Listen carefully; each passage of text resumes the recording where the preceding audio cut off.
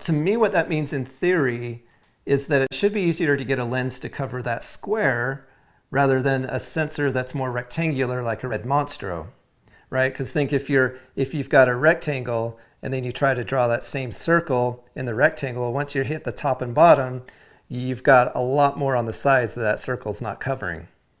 I don't mean that as a dig at red by any means, that's just kind of how it is. Now, of course, I'm not suggesting that you can take any Super 35 lens, throw it on the LF, and you're going to have coverage except for in the corners. What I am saying, though, is don't discount the Mini LF because you have your favorite lenses that you want to use, but they're only Super 35 coverage. I don't want to get bogged down in all the technical details. Literally, what I did was take the Sigma Cine Zooms, put it on the camera, and run it through all the different sensor modes to see what I could get away with. So I'm going to go ahead and stop talking now so you can check out what I came up with.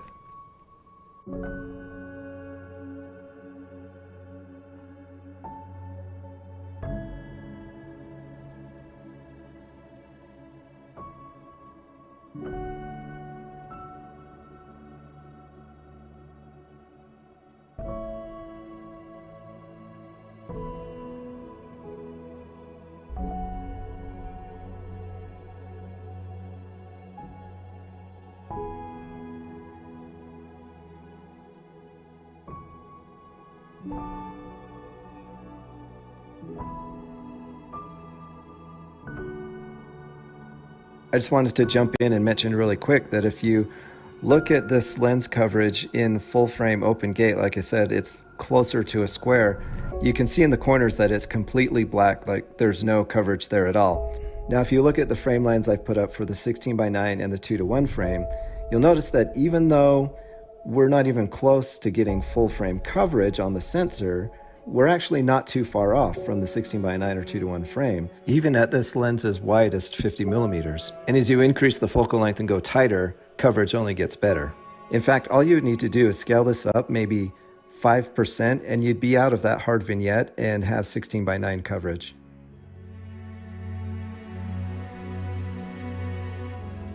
So if we look at this in the 2.39 aspect ratio, you can see that there's still a significant amount of vignetting, darkening around the sides of the frame. Now that might be a cool look to your image, but if you don't like it, you can actually minimize or even totally remove the darkening on the edges with just a little bit of color correction.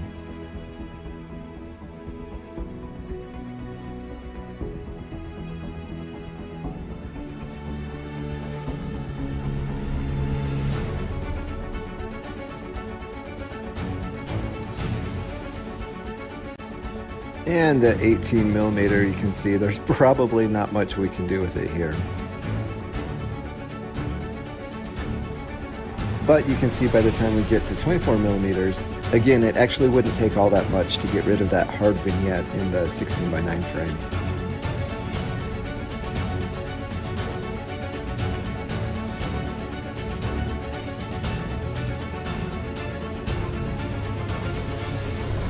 Now, I'm certainly not advocating that it should be standard practice to use Super 35 lenses on a large format sensor.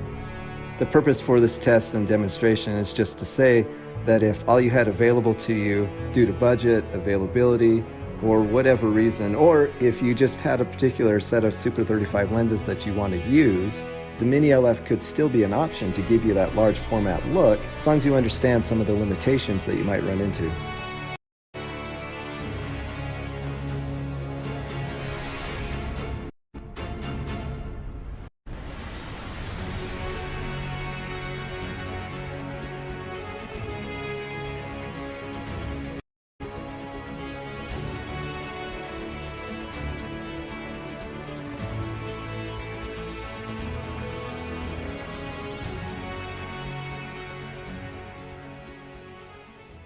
All right, welcome back. So not too bad, right? I mean, 16:9 mode definitely gives you the best coverage for those Super 35 lenses. In fact, that's how I ended up shooting my interview.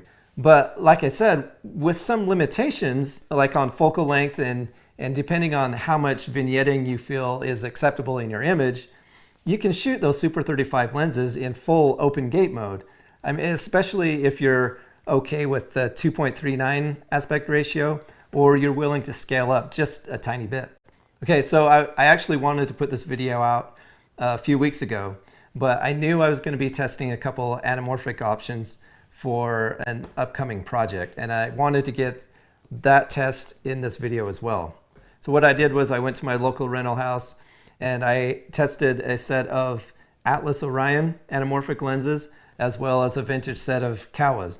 So what was interesting between these two sets of lenses is that on paper they have almost identical image circles, but when you put them on the camera they cover the sensor very differently. Now this is where you can clearly see in practice the difference between an image circle and a lens's illumination circle.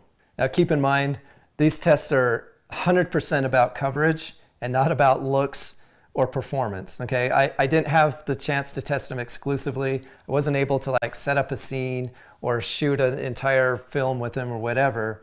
It was literally at the rental house, pointing it at the dude that works there and seeing, you know, what covers, where it covers the edges, and what I can get away with. Okay, so obviously the Atlas Orion 40mm isn't too useful shooting an open gate without an expander. You can see by the time we get to the 65 and the 100mm, again, it wouldn't take much to scale up to get rid of that vignette.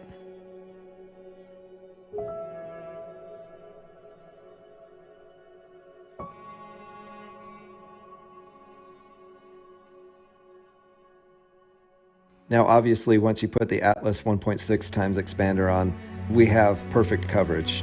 I mean, that's exactly what it's made for, right? But you do lose that extra stop of light, which really might be something to consider, especially when using the Orions, since most people I talk to say you really need to shoot them at a T4 or above to get the best performance out of them. So if you're shooting a night scene or an otherwise dark scene, that extra stop of light might just be a deal breaker.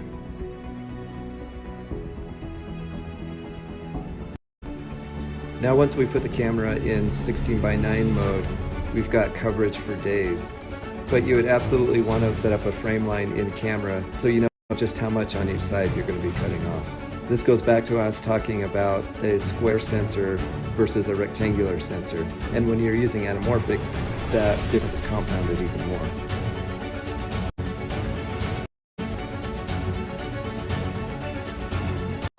Now, to me, the Kowas were the most interesting in terms of coverage. Now, obviously, the 40mm, again, doesn't work so well. But as soon as we put on the 50, we've got plenty of coverage on each side. Now, the cool thing about the Kowa set is it comes with a 30mm adapter. If you put this adapter on the 40mm, it will give you a 30mm field of view. So if we put it on the 50mm like I did here, it's giving us a 40mm field of view with almost full coverage. Not too much of a surprise, the 75mm and the 100mm cover perfectly, except for this is a Super 35 lens, and we're still getting perfect coverage on the sensor. All right, so hopefully that was somewhat enlightening for you. Now, I do want to say one last thing, that while shooting in 16:9 mode certainly gives you the most coverage out of your Super 35 lenses, I mean, it's not ideal, right? I mean, you don't buy the Mini LF to shoot in 16:9 mode, for sure. You get the LF to shoot in full 4.5K open gate, right? But what I'm saying is, don't automatically discount using the LF with Super 35 glass, because there are options, first of all, to make it usable and workable. Besides, the large format sensor can give even lenses that you've been using for years a distinct new look. Try them out, see how they work, see how they cover. And I think you'll be surprised not only by how they cover, but what an awesome, kind of interesting new look the full format gives your favorite lenses. In fact, I was working with a DP just yesterday, trying his favorite lenses that he just bought, that he's been using on his Alexa Mini. And I took the LF over to his place, we put the lenses on, and just at his house, again, nothing set up, nothing lit or whatever, he was totally blown away, not just by the extra field of view that you get on the large format camera, but just the extra, you know, the resolution and the creaminess of the look and the extra, just the new look that the full format sensor gives to his lenses absolutely just kind of blew him away. And even he was one of those who said, you know what, I never really looked at the Mini LF because I just figured that my lenses wouldn't work because they're Super 35. Okay, so that pretty much covers it for now. I appreciate you watching. I appreciate the likes and the subscriptions and the comments. In fact, I've said it before, if there's anything you want me to cover on this channel, please let me know in the comments. You know, I'm totally winging it as far as content goes. I'm making it up as I go along, just as I experience life with the Mini LF. Hopefully I'm trying to bring some useful information out there to the community. But if there's something in particular you want to know about, feel free to let me know in the comments and I'll do what I can.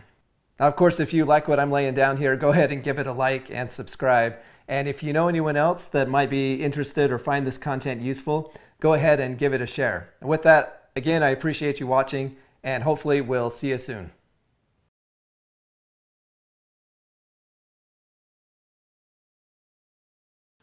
All right, welcome Fury Motion Picture Company, episode 3. So ever since I got the Alexa Mini LF, I've had several people ask me one pretty consistent question, and that is, so what lenses do you use on it?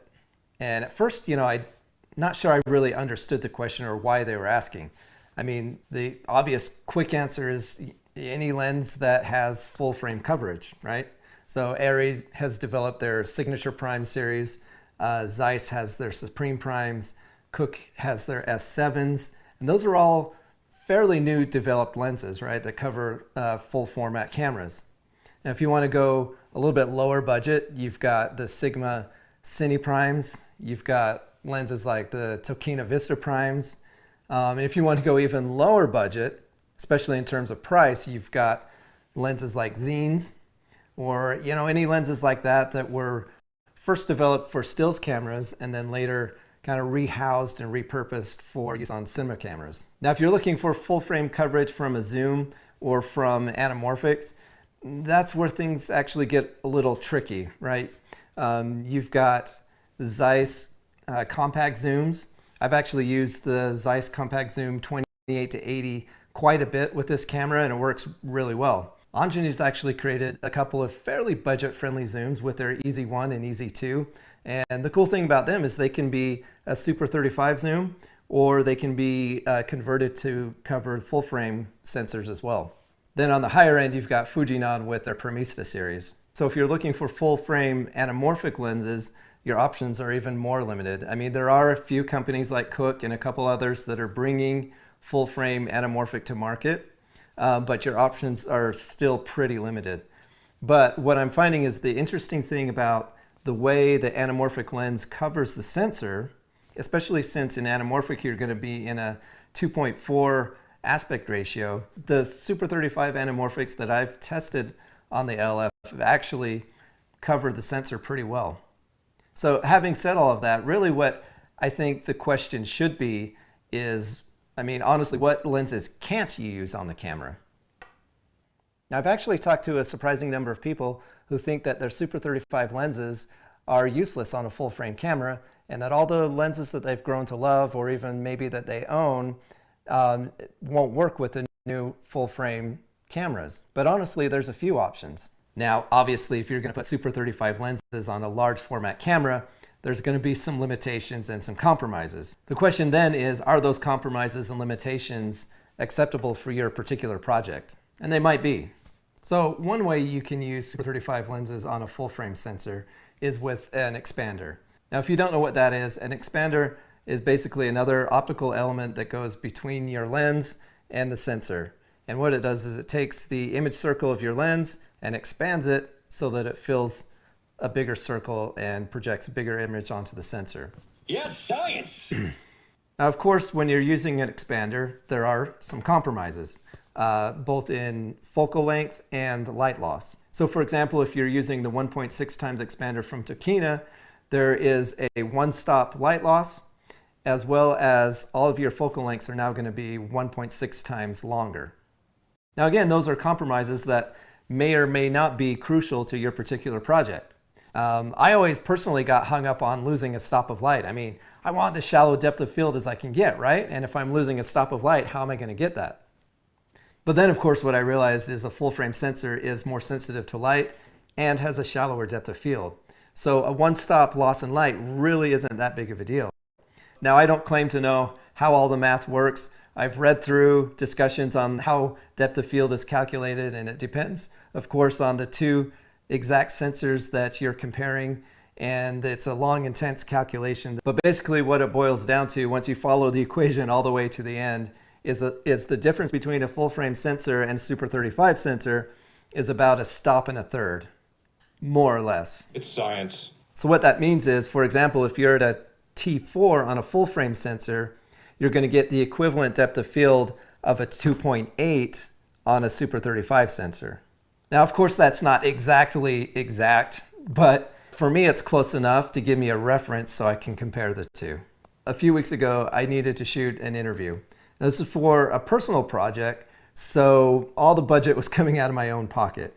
And, you know, thanks to COVID-19, that meant I had zero budget whatsoever. In fact, if I didn't already own the camera, I probably wouldn't have done the shoot at all. So I went to the rental house to kind of see what my options were. I'm looking for something cheap, something available, something, it didn't have to be the most amazing lens. I just needed to be able to put something on the camera and grab a quick interview. And what I came up with was the Sigma Cine Zooms. And that's just purely based on budget and what was available at the rental house. The Sigma Cine Primes, of course, cover full frame, like I mentioned before. But the Cine Zooms are only Super 35. So what am I supposed to do? Well, the Mini LF, as it happens, actually has a couple of different sensor modes that come in handy when you're using Super 35 glass. Now, the first, I guess, obvious sensor mode is 4.5K open gate. That gives you every pixel off the sensor from side to side, top to bottom. From there, there's a 2.39 full frame mode. And that gives you the full width of the sensor.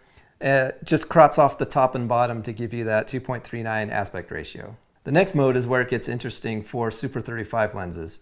It's a 16:9 UHD mode.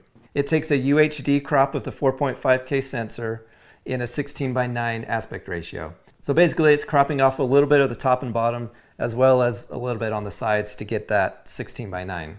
So from there are a couple other 16:9 modes. There's a 2K 16:9 and an HD 16:9. And those modes are actually just a downsample from the UHD mode. And so there's no additional cropping in on the sensor like you get on a RED when you're down-resing from 8 to 7 to 6 to 5K and you're kind of cropping in, punching in on the sensor, right? So these are the 2K and HD are just a downsample from that UHD initial crop from the full 4.5K. So because of that, there's no change in your field of view. So one thing I wanted to mention before I go on and talk about how the different sensor modes help us when we're using Super 35 lenses is that one thing to remember about the ARRI sensor is that it is a more or less 4:3 aspect ratio. Not quite, but it's really close, which means that it's really close to a square, right? Square. And so what that means